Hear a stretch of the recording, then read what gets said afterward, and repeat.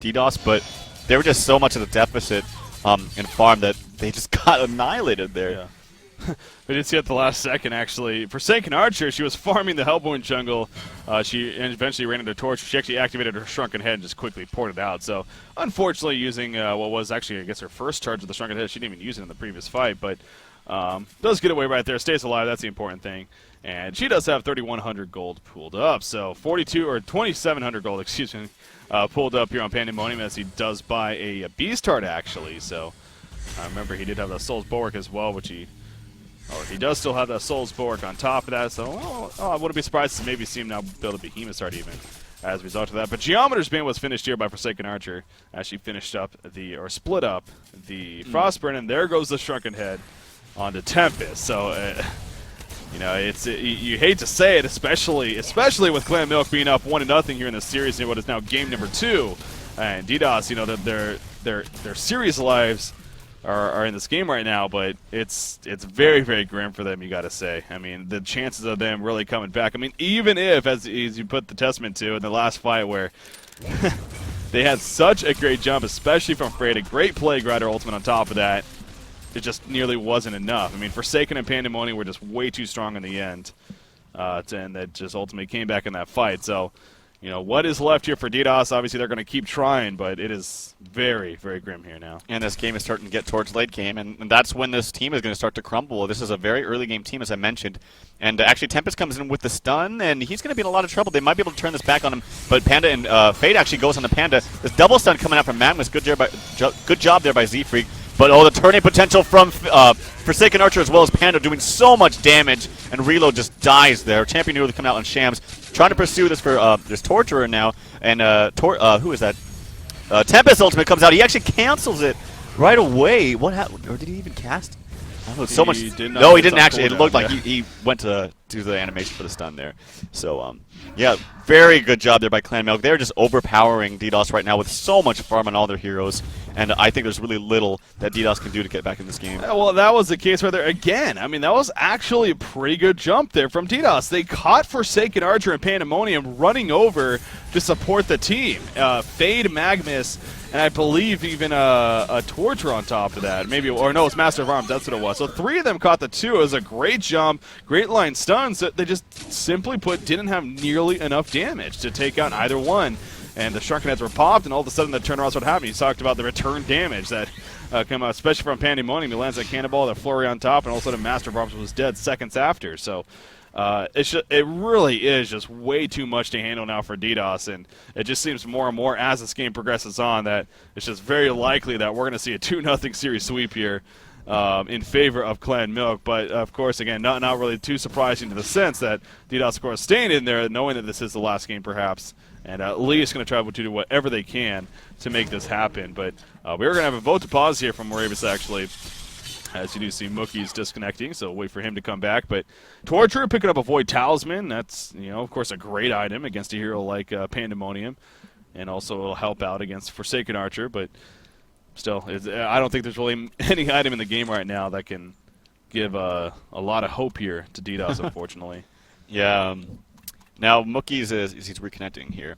He does have his ultimate off cooldown. There, it looked like the animation that he had just looked like his ultimate was going off there for a second. But he does now actually have his ultimate. You know, one interesting thing about this game and this series is I've not yet seen a Storm Spirit yet on Swindle's team. Like, he so adequately said that he would pick it up. In fact, Bubbles, being played by Cakes here, does pick up Storm Spirit. Mm-hmm. So that's one interesting thing. No, actually, it's funny because a Storm Spirit would be a really good item here to pick up. But he does go with the Void Talisman. It's a great counter to Panda, but it's like, it's just too little too late, man. I mean, they're 15k gold, 23k experience.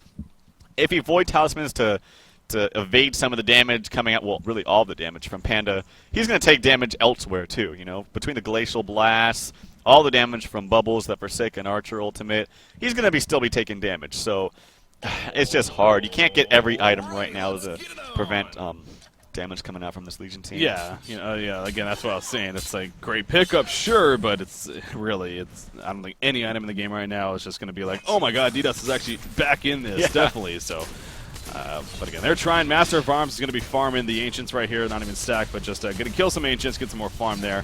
as he does have a Firebrand, another 1,200 gold saved up, so maybe going to go Geometer's Bane route himself as well. But we do see, I heard the portal get that, maybe some jumping going on right there. But no, just doing some counter warding, I guess, as Fate does have a bound eye. So she is going around and doing some counter warding, which of course is effective. Although you see the Hellborn jungle, she needs to get over there and take out those wards that are in there, especially with Forsaken Archer pushing this top lane very, very aggressively here. She is going to start falling back quickly, though, and in fact will port out. So Fate is going to come over here and do some more counter warding, as she is currently invisible, but we'll see if she gets somebody else to do it or herself.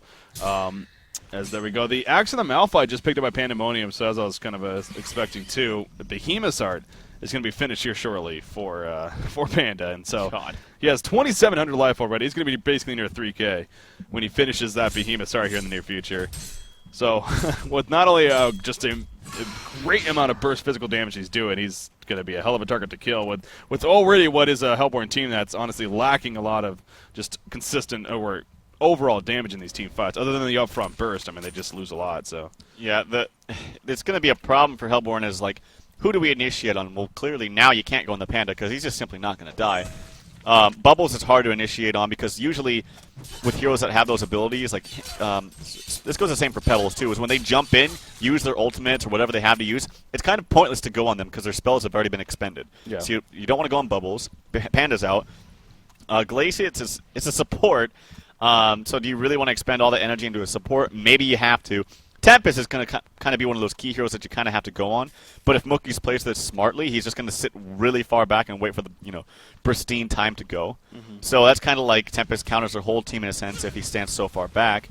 And Forsaken Archer, she's got a lot of farm, and she's actually getting quite tanky herself. She's very, very close to a Frostwolf Skull if she decides to go for that next.